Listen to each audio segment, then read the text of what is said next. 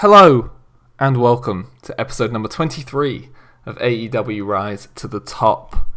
We're back. It's only been a few days for you, but for me it's been like a month and a half. But we are back. I've moved. I'm in my new place. It's very nice. Thank you for asking. And so yeah, if the audio sounds a bit different, that's why. I'm in a different room to where I normally am. But other than that, everything else has stayed the same. But anyway, today we have got the new look episode. We're just going straight to Dynamite. Dark was terrible. I just threw together some matches for people that I want to get more popular. And that's about it. Nothing interesting happened on it. So let's just jump straight into bloody Dynamite. Let's just do this. So last week we got an 80 rating, the second 80 rating in a row. Let's hope we can replicate something almost as good as that this time. I've got high hopes. So let's just jump straight into the episode of Dynamite. I'll be with you in a second. Okay, and we are kicking off tonight with Riho and Hikaru Shida taking on Jamie Hayter and Maria Manic. So this is, former women's champions against rising up-and-coming stars. And it is Hayter and Manic who pick up the victory when Jamie Hayter pinned Shida with a curb stomp. It's got a 44 rating. It's higher than I thought it was going to be, especially considering, the crowd didn't like seeing Hayter or Manic. So, it's good. It's nice that that happened. And I should say, this is coming at you live in front of 2,800 people at the sold-out Lowell Memorial Auditorium. Went for a bit of a smaller venue because it's in a place where I wanted to boost the popularity. And this was the biggest one that we could fill without, it was like, it said we'd get about 5,000 fans, and it was either like 15,000 or 2,800. So I thought I'd go 2,800. But let's have a look at the dirt sheet. Lots of penalties. Loads of penalties. Not good, but still a decent rating overall. 44. Shida got a 43. Riho got a 44. Manic got a 39, and Hayter got a 41. So pretty close in the match ratings, which is good for the future. Let's move on to the next segment. And this is more like it. This is more bleeding like it. So we go backstage to see Moxley with his championship talking to the camera. Last week was beautiful. You see, Kenny, you think you're a wrestling genius. And yeah, bell to bell, you are. But I'm a brawling genius. Mox is then jumped by the Elite. He eats a huge double super kick from the Young Bucks. Cody enters the frame, picks up Mox and shouts, "Kenny says hi." He hits Mox with a crossroads on the concrete floor. Of course, Moxley and Omega both signed that contract last week saying that they can't touch each other before Full Gear, but they didn't say anything about their friends. The Elite, Kenny Omega still part of the Elite. We saw Kenny turn on Hangman first. We didn't know sort of the allegiances between him and the Elite. We saw backstage the Elite sort of lying to Paige. Maybe they were together the whole time. Who knows? But they're definitely back together now. The Elite there. So it's got a 78 rating, which is lovely. The World Championship storyline advanced. The Trio storyline advanced. Moxley and Cody both came across well, but Moxley struggled going off script. At the announcing desk, Excalibur was pretty weak, which is annoying, and this angle got the crowd hotter. And we had the road agent of Christian Cage, also known as Christian. I got him in on like a pay-as-you-go deal. Not a pay-as-you-go, that's for phones. A per-show basis I got him on for, because I think he's also working for Ring of Honor, maybe? I can't remember. I think he's working for another company, so we just got him in. Sorry about that. Discord just popped up. Yeah, as I was saying, Christian Cage, we're just paying him on like a per-show basis, but we did get some penalties. John Moxley for poor improvising, and Excalibur for poor announcing, and it was too short. Again, I made it 5 minutes. It's been a long time since I played it, so I kind of forgot how long I should make everything. But 5 minutes is too short. I think I put it up to about 8 last episode, and that was really good, so fingers crossed we'll go for that next time.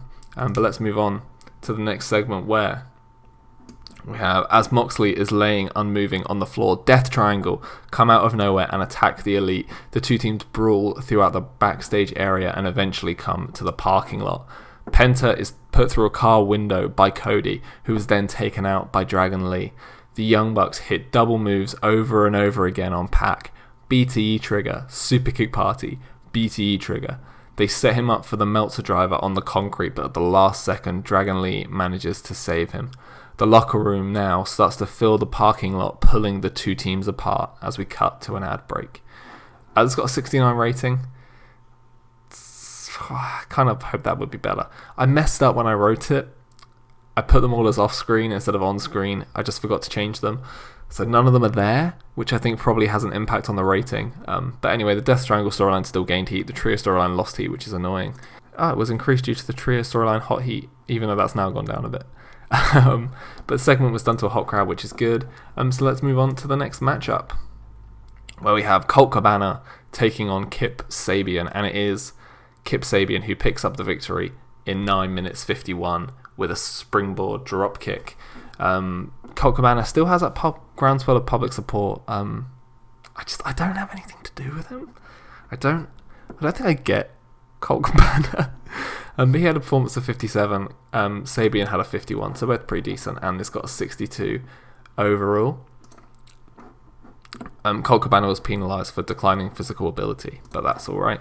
He's getting on a bit. Let's move on to the next segment, where we have another training video of cheerleader Melissa and Dianna Perez. A graphic then comes on screen showing that Dianna Perez will be in action at Full Gear.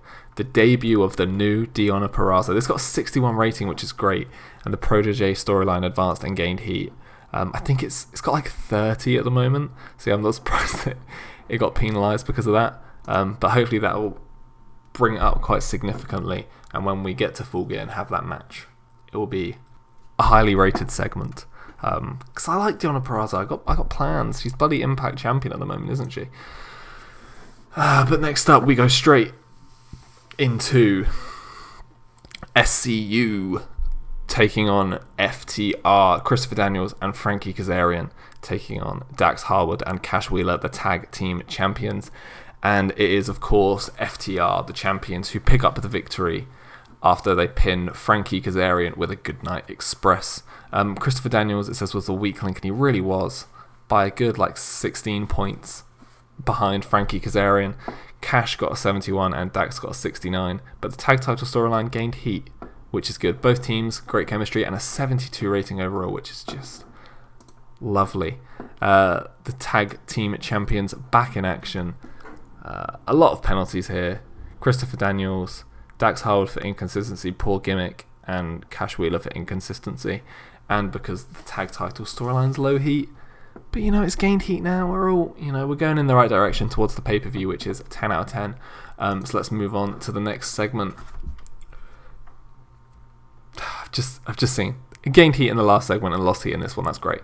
But anyway, Tully climbs into the ring after the match to celebrate with FTR. He's then passed a microphone. Private Party. You earned your spot at Full Gear, and for that, we respect you.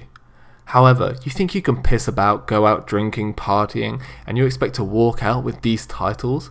Do you know who you're going in the ring with? These are the top guys in the industry. They are the best tag team in the world, but most importantly, they are part of the Four Horsemen. They are part of a select group of individuals who dominate this sport and have dominated it for decades. You don't beat the Horsemen, and you sure as hell don't beat FTR. Strong words there from Tully, de facto leader of the Horsemen currently. Segment rating got a 61, which is nice. Dax Harwood again just got poor gimmick. Was increased due to the tag title storylines high heat. That's good, but it lost heat, which is very annoying. But anyway, yes, just more build up towards that huge tag team championship match at Full Gear, FTR and Private Party. So let's move on to the next segment, and we have Hangman Page, who's been having some trouble with the Dark Order recently, taking on Stu Grayson in one-on-one action, and it is Hangman Page who picks up the victory. with a turn the page in just under 15 minutes. This segment got a 68. Pretty nice. Hangman had a 63. Stu Grayson had a 54. I was kind of tossing up to do Stu Grayson or Evil Uno. I went with Stu Grayson. Maybe, I don't know. 68 is a good rating, to be fair. Just one penalty, which is Hangman Page for inconsistency. I really think his rating should be higher. His performances, in-ring performances, should be next level. But anyway, let's move on to the next segment. And we have a match announcement for next week. It's going to be Jon Moxley, Pentagon Jr. and Dragon Lee going up against the Trios champions, the Elite, Cody, Matt and Nick Jackson. What a huge match. And you might think, wow, what a huge match. You're definitely not going to have another huge match on the go-home show before Full Gear, are you? That would be insanity. Well, Kenny Omega versus Pac in the main event, one-on-one. I know. I get it, right? You don't want to miss the next episode. 2 huge matches, 2 huge storylines, colliding, ready for Full Gear. I don't have words. I'm too excited. Let's just move on to the next segment, where we have the newest member of the 4 Horsemen, Jasper Cowan, taking on the old leader of the 4 Horsemen, Shawn Spears. And in a decent match, it ends in a draw when the match descended into chaos after MJF started to distract Spears. These two, Spears and MJF, just couldn't keep their hands off each other. Segment rating got 50. I forgot to take Tully off of Shawn as his manager, so that's really annoying. He should have been on. Just imagine he was out there for Jasper and he just got confused. They both had in-ring ratings of 50, which isn't too bad, and the TNT Championship storyline advanced. 50 is not great. Oh yeah, I knew it was going to be penalised for that, that's fine. Shawn Spears was penalised as his manager, unlike him, is a Technico. I don't know what that means. But anyway, at least we didn't bring the crowd down, because we got big stuff coming up later. But anyway, let's just move on to the next segment, where we have Dr. Britt Baker, DMD, making her way down to the ring. Hello and welcome to everyone's favourite part of the show, the waiting room. This week we are going to talk about championship maintenance. As I know, and you all hope to find out, being a champ is hard work. Everyone wants to interview me and wrestle me and have me in their photo shoots, so it's important that you set aside some time for yourself and your belt. That's why today I'm going to show you the relaxing way I clean my championship. Britt clicks her fingers and a hooded figure starts to make her way to the ring. The figure climbs in holding a cloth and a spray bottle. They pass over the bottle to Britt, who grabs it and immediately sprays it onto the belt. Black goo comes out the bottle and covers the plating. Britt screams and the hooded figure reveals herself to be Tenille Dashwood. She's back from suspension and she takes the fight to Britt, laying an elbow after elbow. Tenille walks to the back ready for her match at Full Gear. The Women's Championship storyline has advanced and gained heat, which is beautiful. 52 again. The waiting room is really bumping up these women's ratings, which is amazing to see. Tenille Dashwood worked the crowd well, which is great. Britt is an arsehole, as we remember, as I hope you remember. You might not, who knows, it's been a while. Britt Baker got Tenille Dashwood suspended for a month and fined for destroying her work office, her dentist's room. But she's back. She served the month's suspension and she's back. She's ready for Full Gear and she's made it known to Britt that she's coming for that championship. So let's move on to the next segment and the main event of the evening. Darby Allin taking on Scorpio Sky. Once again, Darby Allin has to go through every single member of the Inner Circle before he gets the chance to take on Chris Jericho at Full Gear. And in a bout that had great wrestling and good heat, Darby Allin does manage to pick up the victory in 20 minutes and 1 second with the coffin drop. It's got a 76 rating. Darby Allin got an 82 in-ring performance, which is amazing. The Inner Circle storyline advanced and gained heat. And you know what this means, ladies and gentlemen. Darby Allin versus Chris Jericho at Full Gear. It's official. It's confirmed. Scorpio Sky was penalised for stamina. Disagree, but okay. And due to the storyline's low heat. Fair enough. But we have one more segment left in the show. Let's go forward and see what it is. Darby celebrates in the ring and he grabs a mic. Jericho, I've run your stupid little gauntlet. You and me, Full Gear. Jericho then comes out to the ramp. Whoa, Darby. What are you talking about? I said every member of the Inner Circle. Darby is attacked from behind by Sammy Guevara. Sammy's back and still with the Inner Circle. Jericho then says, next week, Darby, it's you versus the Spanish God. The Inner Circle storyline advanced and gained heat. 81 rating, a beautiful way to end the show. Sammy Guevara's back. Everyone, he's still with the Inner Circle. We haven't seen him for maybe months, in-game months. It's been a long time. He got a bonus. He got loads of bonuses. No penalties in this one, which is amazing. So, Darby Allin has been conned. He's still got one more person to go through before he gets his match at Full Gear with Chris Jericho. A pretty decent show, I think, overall. Some good storyline progression. Huge setup for two, hopefully, incredible matches next week. Let's finish the show and see what rating we got. And it's a 74. 74. Pretty good. A big downgrade from the last two, but still, like, lowest rated thing was 44. Beautiful. That 50 rated no contest was always going to happen in a no contest, really, wasn't it? That I would have liked to have been a bit higher, the Hangman Stu Grayson, but still 68 is good. Kip was actually better than I thought it was going to be.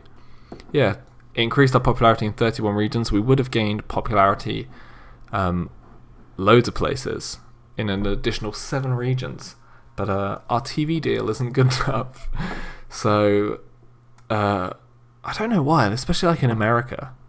Surely our American and Canadian, that's all on TNT and stuff. Surely that should be great, but who knows? Maybe they're only medium like viewership. I don't know. Let's finish the show. I'm quite happy with that one.